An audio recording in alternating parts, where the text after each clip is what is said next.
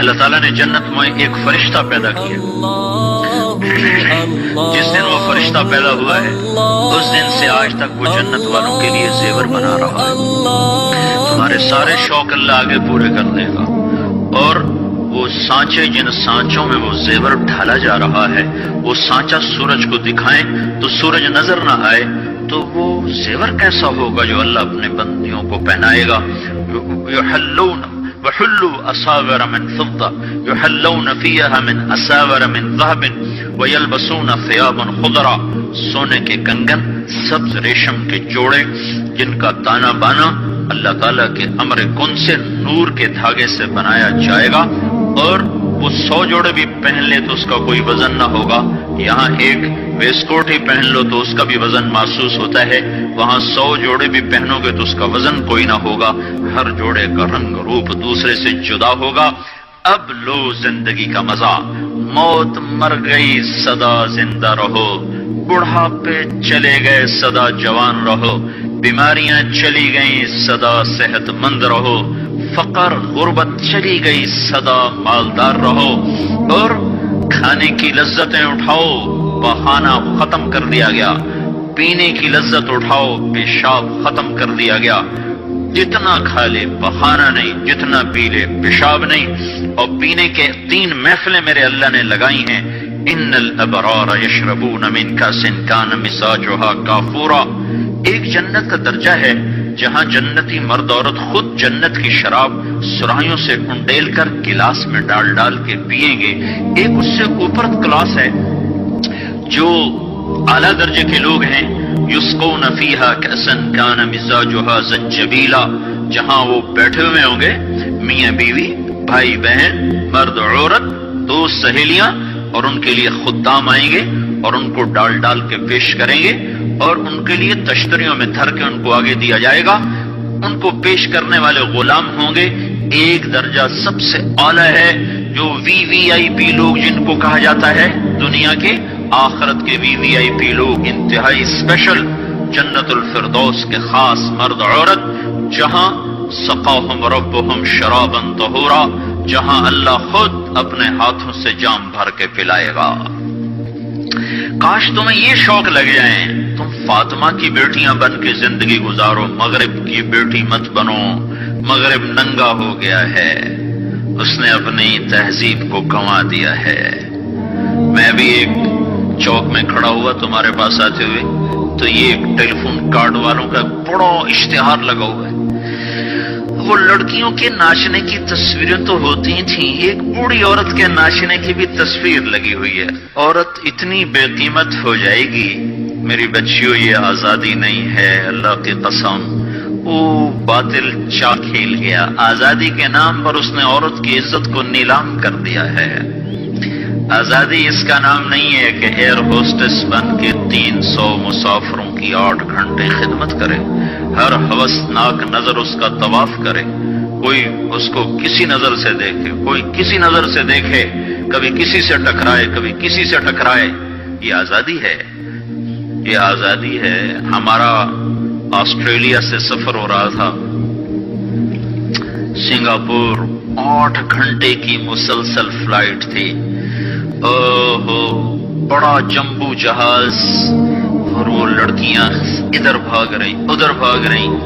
ایک مجھے وہاں خیال آیا، دوسری دفعہ ہمارا سفر نیو یارک سے تھا، نیو یارک سے ہم چلے اور قاہرہ ہم اترے۔ قاہرہ 11 گھنٹے کا مسلسل جہاز کا سفر، مسلسل 11 گھنٹے ایک ٹانگ پہ کھڑے ہو کے لڑکیاں بھاگ رہی، وہ لڑکے ایئر ہوسٹس بھاگ رہی ہیں، اور اس کے ساتھ 300-350 کا مسافر جہاز ہے۔ ہر نظر ان کو طواف بھی کرتی ہے، بلاتی بھی ہے، پکارتی بھی ہے، یہ پاگل۔ اور ایک لڑکی گھر بیٹھ کر اپنے خامند کی خدمت کرتی ہے، اپنے بچوں کو پالتی ہے، اور اس کا خامند اس کو باہر سے کما کے لا کے دیتا ہے اور اسے گھر میں عزت کے ساتھ رکھتا ہے۔ اس کا نام غلامی رکھا، اس کا نام آزادی رکھا۔ ہوٹل میں وہ چائے سرو کر رہی ہے، یہ آزادی ہے۔ اور وہ کاؤنٹر پہ جنرل سٹور پر 8 گھنٹے کھڑے ہو کر وہ سارا دن تھکن سے چور ہو جاتی ہے، پھر اس نے گھر جا کے کھانا خود تیار کرنا ہے. وہ گھر میں اس کا خاوند کوئی نہیں بیٹھا، وہ بوائے فرینڈ ہے، وہ آج اس کے ساتھ ہے، کل کسی اور کے ساتھ ہوگا. ایک ڈرامہ رائٹر تھے اشفاق احمد خان رحمت اللہ علیہ، میری ان سے اچھی دوستی تھی. تو جب ایک دفعہ ہماری ان سے ملاقات ہوئی، جنید جمشید نے ان دنوں تازہ تازہ گانا چھوڑا تھا، توبہ کی تھی، تو وہ ابرار مجھے ملنے کے لیے، ابرار یہ جو آج کل گانے گاتے وہ مجھے ملنے کے لیے آئے. تو ہم ایک گھر میں تھے، تو وہ اشفاق صاحب کہنے لگے کہ میں اس تبلیغ کے کام سے متاثر ہوا انگلینڈ میں، کہ ہم ایک پارک میں بیٹھے تھے، ایک جماعت آئی تبلیغ والوں کی، انہوں نے آ کے مغرب کی اذان دی، نماز شروع کر دی. 15-16 لڑکیاں وہاں کھڑی تھیں. ایک نماز ختم ہوئی تو لڑکیاں آگے بڑھی، تو میں نے اپنی بیوی سے کہا چلو ہم بھی چل کے سنیں یہ کیا کہتے ہیں. تو جب وہ پہنچے ہم وہاں، تو وہ لڑکی نماز پڑھانے والے سے کہہ رہی تھی آپ انگلش جانتے ہیں؟ اس نے کہا جانتا ہوں. کہا آپ نے کیا کیا ہے؟ کہا ہم نے عبادت کی ہے. اس لڑکی نے کہا آج تو اتوار نہیں. انہوں نے کہا ہم دن میں 5 دفعہ پڑھتے ہیں. 5 دفعہ. مجھے نہیں پتا ان بچیوں میں کتنی ہیں جو 5 دفعہ نماز پڑھتی ہیں، شاید کمی ہوگی. اللہ کرے تم سب کو یہ دولت نصیب ہو جائے. یاد رکھنا سجدوں میں سر رکھے بغیر نہ کبھی کسی نے اللہ کو پایا نہ پا سکتا ہے، اور سجدوں میں آنسو بہائے بغیر نہ کبھی کسی نے دل کی دولت کو سمیٹا ہے نہ کوئی سمیٹ سکتا ہے. یہ دل کا چین و سکون میرے اللہ کی قسم پیشانی کو زمین پر رگڑنے میں ہے، اور اس پیشانی پر آنسو بہانے میں ہے. باتوں سے بات نکل آتی ہے. جنید جمشید 1997 میں سب سے پہلے مجھے ملا. مجھ سے کہنے لگا مولوی صاحب ایک پاکستانی جس گلیمر کو خوابوں میں دیکھتا ہے، جس زندگی کا خواب دیکھتا ہے، وہ زندگی مجھے حاصل ہے. میرے پاس دولت بھی ہے، عزت بھی ہے، شہرت بھی ہے، چاروں طرف میری زندگی رقص کرتی ہے، لیکن اس کے باوجود میرے اندر اندھیرا ہے، خلا ہے. میں اس کے الفاظ بڑے خوبصورت. کہنے لگا میں وہ کشتی ہوں جس کا کوئی ساحل نہیں. اللہ اکبر. یہ کیا وجہ ہے؟ مجھ سے کہنے لگا یہ کیا وجہ ہے، ایسا کیوں ہے؟ میری تو ہر خواہش مجھے حاصل ہے. اور بالکل یہی بات چند لفظوں کی تبدیلی کے ساتھ مجھے سعید انور نے کہی جب وہ 3 دن کے لیے ہمارے ساتھ نکلا پہلی دفعہ. مجھ سے کہنے لگا میں یہ سوچا کرتا تھا عزت دولت اور شہرت یہ میری زندگی کا مقصد ہے. صرف 22 سال میں مجھے سب کچھ مل گیا، عزت بھی، دولت بھی، شہرت بھی، لیکن دل اسی طرح پریشان. 100 بار چمن مہکا 100 بار بہار آئی، دنیا کی وہی رونق دل کی وہی تنہائی. تو رونق بھی ہے، بہار بھی ہے، پھر دل کیوں اداس ہے، پھر دل کیوں پریشان و غمگین ہے؟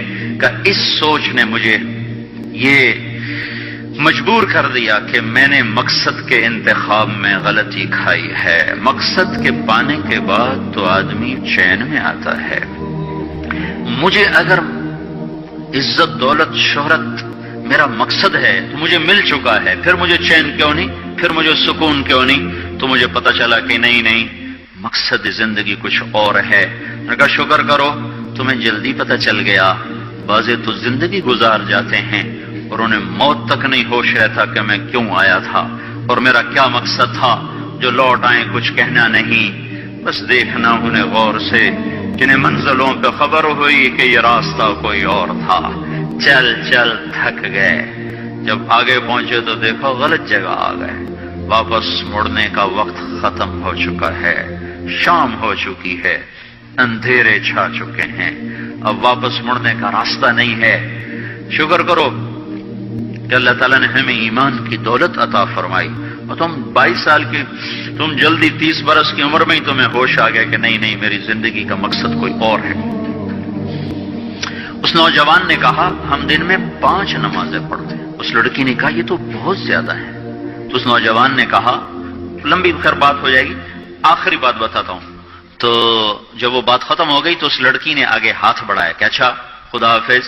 تو اس نوجوان نے کہا میں آپ کو یہ ہاتھ نہیں لگا سکتا. اس لڑکی نے کہا کیوں؟ کہا یہ ہاتھ میری بیوی کی امانت ہے، یہ صرف اسی کو چھو سکتا ہے اور کسی کو نہیں چھو سکتا. تو لڑکی کھڑی تھی اس کی چیخ نکلی اور زمین پہ گر گئی اور اس کی ہچکیاں لگ گئی اور وہ پھوٹ پھوٹ کے رونے لگی اور کہنے لگی وہ لڑکی کتنی خوش قسمت ہے جس کے تم خامند ہو، کاش یورپ کے مرد بھی ایسے ہوتے. اور روتی ہوئی آنسو بہاتی ہوئی اٹھ کے چل دی. تو اشفاق مرحوم کہنے لگے میں نے اپنی بیوی سے کہا بانو آج وہ تبلیغ ہوئی ہے کہ لاکھوں کتابیں چھپ کر بھی وہ پیغام نہ پہنچتا جو یہ لڑکا اپنے عمل سے پہنچا گیا. تو ہمیں ایک زندگی کا میرے عزیزوں مقصد ملا ہے. اللہ ہماری منزل ہے. ہم اللہ کو سامنے رکھ کے زندگی گزارنے والے ہیں. ہم آزاد زندگی گزارنا یہ کامیاب زندگی ہے. تو کہیں ایسا نہ ہو کہ میرا اللہ کہہ دے وَامْتَازُوا الْيَوْمَ أَيُّهَا الْمُجْرِمُونَ، ان کو الگ کر دو اور مجرموں کی صف میں کھڑا کر دو، تو پھر کوئی حال نہ ہوگا. ہائے اللہ کے نبی نے کہا کتنی عورتیں ہوں گی جن کو سر کے بالوں سے فرشتے پکڑ کے گھسیٹ رہے ہوں گے اور وہ کہیں گی ہائے ہمیں بچا لو، ہائے ہمیں بچا لو. اور کتنے مرد ہوں گے جن کے جبڑوں میں ہاتھ ڈال کر فرشتے ان کو گھسیٹ رہے ہوں گے، وہ کہیں گے ہائے ہمیں بچا لو، ہائے ہمیں بچا لو. تو اس وقت اللہ کہے گا اولم نعمرکم ما یتذکر فیہ من تذکر وجاءکم النذیر. میرے بندے یہ چند آنسو دنیا میں بہا لیتا، جو آج تو کر رہا ہے تو ہائیاں دے رہا ہے، یہ تو دنیا میں دے لیتا تو آج اپنے رب کی رحمت کو دیکھتا. تجھے بتانے والے بھی آئے تھے، تمہیں سمجھانے والے بھی آئے تھے، لیکن تو مذاق اڑاتا رہا، تو ان کے ساتھ مستیاں کرتا رہا. آج دیکھ ایمان والے کتنے اونچے جا رہے ہیں، جنہوں نے مجھے راضی کیا وہ کتنی بلندیوں کا سفر کر رہے ہیں، اور ان کے ساتھ میں کیا کرنے لگا. یہ کامیابی اس کو ملے گی جو اپنا سب کچھ اپنے اللہ پر لگا دے گا. وہ اپنا سب کچھ اللہ کے محبوب صلی اللہ تعالی علیہ وسلم کے طریقے پر لگا دے گا. یہ کامیابیاں اس کا مقدر ہیں. یہ زندگی چند روزہ ہے اور آج ایک سیلاب ہے میرے عزیزوں مغرب کی تہذیب کا. اس انٹرنیٹ نے اور اس ٹی وی نے اور اس میڈیا نے ہم سے ہمارا سب کچھ چھین لیا ہے. سب کچھ ہمارا چلا گیا ہے اور سوائے اچھل کود کے، کھیل کود کے اور زندگی کا کوئی منزل نہیں رہی. میں آپ سب کے سامنے یہ درخواست کرتا ہوں کہ اپنی زندگی کی منزل طے کرو. پہلے یہ سوچو اور سمجھو کہ یہ صبح یہ شام، یہ دن یہ رات، یہ جو گزر رہے ہیں مجھے کہاں لے جا رہے ہیں، میرا سفر کدھر کا ہے، میں کہاں جا رہی ہوں، میری آخری منزل کیا ہے. اس کے مطابق اپنی زندگی کی ترتیب بناؤ. میرے آپ کے نبی نے فرمایا الکیس من دان نفسہ وعمل لما بعد الموت. سمجھدار وہ نہیں جو مشہور ہو جائے، جو عزت اور دولت کو اکٹھا کرے. سمجھدار وہ ہے جو اپنی آخرت کا سامان تیار کرے اور اپنی موت کی تیاری کرے. اس پر جو جم جائے گا وہ دنیا اور آخرت میں کامیاب ہے. جو اس سے ہٹ جائے گا وہ ہلاک و برباد ہے. فرعون جیسا ظالم بادشاہ جس نے بچے ذبح کر دیے، اس کے دربار میں اس کی بیٹی کی ایک خادمہ تھی، باندھی تھی. اس نے چپ کے کلمہ پڑھ لیا، وہ مسلمان ہو گئی، وہ ایمان لے آئی. ایمان ایسی دولت ہے جو چھپے نہیں چھپتا، وہ نظر آتا ہے. جہاں نظر آتا ہے وہاں روشنیاں پھیل جاتی. میں جب سے کالج چھوڑا میں کبھی ہوٹلوں میں نہیں گیا. یہ 5 اسٹار ہوٹل کا اس وقت ہم جایا کرتے تھے جب کوئی وہاں جانے کا نام نہیں لیا کرتا تھا. چھوٹی عمر میں لاہور چلے گئے، ماں باپ جیب میں پیسے ڈال دیتے تھے، وہ سمجھتے تھے پڑھ رہے ہیں، ہم کچھ اور کاموں میں ہوتے تھے. تو پھر اس کے بعد میں زندگی میں پہلی دفعہ گیا.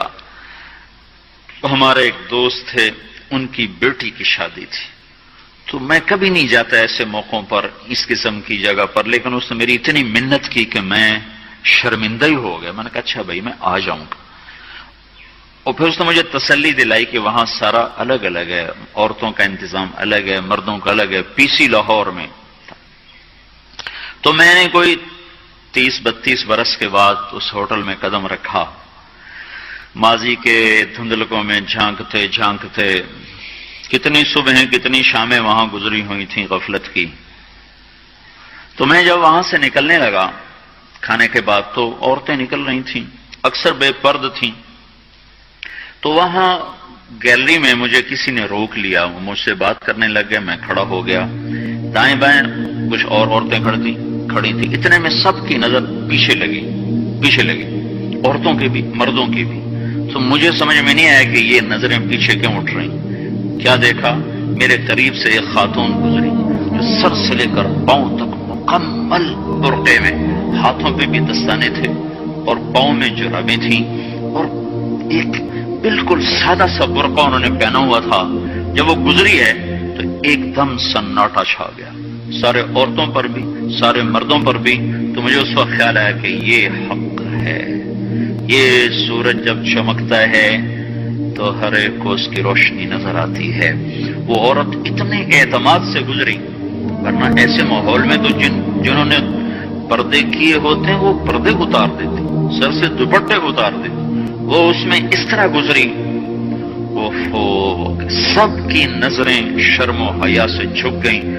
وہ عورتیں جن کے دوپٹے کہیں جا رہے تھے ان کی بھی نظریں شرم و حیا کی وجہ سے جھک گئیں۔ یہ مسلمان عورت کی پہچان ہے، یہ فاطمہ کی بیٹی ہے، یہ خدیجہ کی بیٹی ہے، یہ مغرب کی ننگی بیٹی نہیں ہے کہ جہاں ماں بیٹی کا تصور ختم کر دیا گیا ہے۔ اب وہ گندگی ہماری طرف پھینکنا چاہتے ہیں، وہ ہمیں یہ گند چاٹنے پر لگانا چاہتے ہیں، اور ہم اللہ کی محنت کر رہے ہیں، یا اللہ تو اس نظام کو توڑ دے۔ ہماری تو بے بسی ہے، ہماری بیٹیوں کے سر سے دوپٹے اتر گئے، کپڑے مختصر ہو گئے، عجب حال ہے۔ حیا پتہ نہیں کہاں ہی روٹ کے چلا گیا، نظر ہی نہیں آتا۔ پہاڑوں میں جا کے بھی ڈھونڈا، وہاں بھی نہیں ملا، صحراؤں میں گئے، دریاؤں میں گئے، کہیں نہیں ملا۔ کبھی ایک صفت ہوا کرتی تھی، آج پتہ نہیں کہاں سے ملے گی، کس بازار سے ملے گی، وہ منڈیاں ہی بند ہو گئیں۔ جس قوم کی بچیاں ناچ گانے کو اپنا شعار اور شوق بنا لیں، ان کی نسل سے اب خالد بن ولید نہیں پیدا ہو سکتے، ناچنے والے ہی پیدا ہوں گے۔ محمد بن قاسم نہیں پیدا ہو سکتے، طارق بن زیاد نہیں پیدا ہو سکتے۔ یہ جلسے جلوس نکل رہے ہیں نا توہین رسالت پر، تو مجھے اس پر اور رونا آ رہا ہے کہ یہ دیوانے کیا کر رہے ہیں، اپنی ہی دکانیں جلا رہے ہیں، اپنے ہی گھر جلا رہے ہیں، غریب لوگوں کے موٹر سائیکل جلا رہے ہیں۔ مجھے صلاح الدین یاد آیا، میں بہت رویا۔ وہ بھی کسی ماں کا جنا ہی ہوا تھا۔ اس کے زمانے میں کرک، ایک ہمارے پاکستان میں کرک ہے، ایک اردن میں کرک ہے، اونچی پہاڑی پر وہ شہر ہے، بڑا دشوار قلعہ ہے۔ اس پر ایک حکمران تھا عیسائی، اس کا نام تھا ریجنالڈ۔ تو کرک کے قریب سے قافلے گزرتے تھے حج کے، تو اس نے ایک دفعہ حاجیوں کے قافلے پہ حملہ کیا اور کہنے لگا بلاؤ اپنے محمد کو تمہاری مدد کرے، اور سارے حاجیوں کو ترتیب کر دیا۔ اور دوسری دفعہ اس نے بحری بیڑا تیار کیا اور مدینے پر حملہ کرنے کے لیے وہ بندرگاہ تک پہنچا ینبو کی، لیکن موسمی حالات سازگار نہ تھے تو واپس ہو گیا۔ تو حطین کی لڑائی ہوئی ہے فلسطین میں، جس میں سارا یورپ اپنی طاقت کے ساتھ میدان میں اترا تھا، اور ادھر تنہا صلاح الدین ایوبی رحمۃ اللہ علیہ اکیلا اس لشکر سے ٹکرایا تھا، اور انہیں اس میں ساری رومن امپائر کو شکست ہوئی تھی، تو بڑے بڑے بادشاہ اس میں گرفتار ہوئے، تو اس میں ریجنالڈ بھی گرفتار ہو کے آیا۔ تو کوئی 12 بادشاہ تھے ریاستوں کے جو سامنے اس کے پیش کیے گئے، تو پیاس کی شدت سے سب کا برا حال تھا، تو صلاح الدین نے سب کو پانی پیش کیا، ریجنالڈ کو نہیں پیش کیا۔ تو یروشلم کا جو بادشاہ تھا ہمفرے، اس نے اپنا پانی بچا کے اس کو دیا۔ تو صلاح الدین نے کہا یہ پانی تو دے رہا ہے، میں نہیں دے رہا ہوں۔ اسلام میں یہ ہے جب کسی کو پانی پلا دو تو اس پہ تم ہاتھ نہیں اٹھا سکتے، یہ امن کی نشانی ہے۔ تو صلاح الدین نے فوراً اسے کہا یہ پانی تو نے دیا، میں نے نہیں دیا۔ تو پھر انہوں نے ریجنالڈ کو اسلام کی دعوت دی کہ تو مسلمان ہو جا، میں تجھے دعوت دیتا ہوں۔ اس نے انکار کر دیا، کہا میں نہیں ہوتا۔ تو انہوں نے کہا میں نے تیرے قتل کی 2 دفعہ قسم کھائی تھی، ایک جب تو مدینے پہ حملہ آور ہوا تھا تو میں نے قسم کھائی تھی میں تجھے اپنے ہاتھوں سے قتل کروں گا، اور دوسری دفعہ جب تم نے حاجیوں پہ حملہ کر کے کہا تھا بلاؤ محمد کو، تو میں نے قسم کھائی تھی کہ مجھے اللہ نے موقع دیا تو میں اپنے ہاتھ سے تیری گردن اڑاؤں گا۔ آج محمد کا ادنا غلام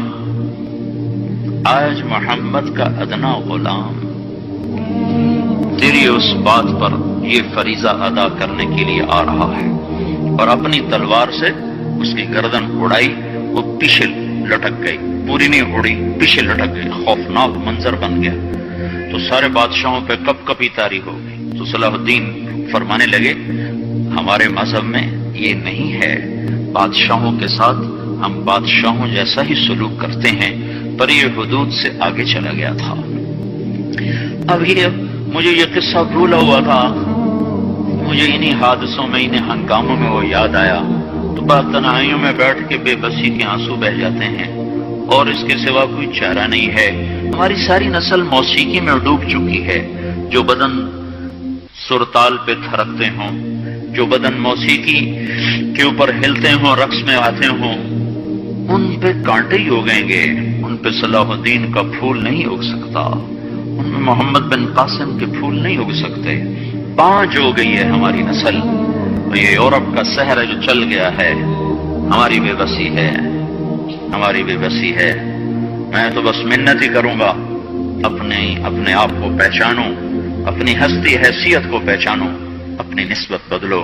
تمہاری نسبت یورپ کے ساتھ ہو کے اگر موت آئی بے قیمت ہو جائیں گے، اگر مدینے والے کی نسبت مل گئی تو حضرت فاطمہ کے دائیں بائیں تمہیں بھی کھڑا کر دیا جائے گا، حضرت خدیجہ کے دائیں بائیں تمہیں بھی کھڑا کر دیا جائے گا۔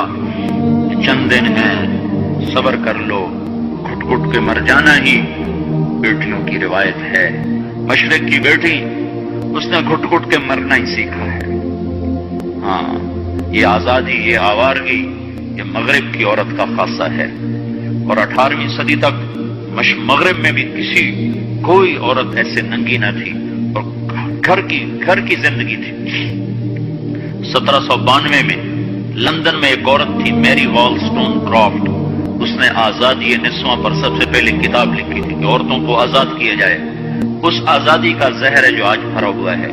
پھر اسی لندن میں 1792 1998 200 سال گزرے کہ اسی انگلینڈ کا سروے کیا گیا، عورتوں سے پوچھا گیا تم گھریلو خاتون بن کے رہنا چاہتی ہو جو اسی طرح جیسے آج زندگی ہے؟ 98% عورتوں نے کہا ہم گھر کی خاتون بن کے رہنا چاہتی ہیں، لیکن ہمیں خاوند میسر نہیں ہے، ہمیں بوائے فرینڈ ملتے ہیں جو ٹیشو پیپر کی طرح مسل کے ہمیں پھینک دیتے ہیں۔ تو اس غلاظت کا انہیں بھی پتہ چل چکا ہے، لیکن اب وہ نکل نہیں سکتے۔ جو نکالنے والے تھے وہ خود اس پر ریچھ گئے۔ نکالنا ہم نے تھا، ایمان والوں نے، ہم خود اس زندگی پر ریچھ گئے ہیں۔ اپنے آپ کو نکالو اس دلدل سے۔ ہماری بیٹی کی عزت یہ نہیں ہے کہ وہ زینت محفل بن کے بیٹھی ہو، ہماری بیٹی کی عزت یہ ہے کہ اس کا ناخن بھی نظر نہ آئے۔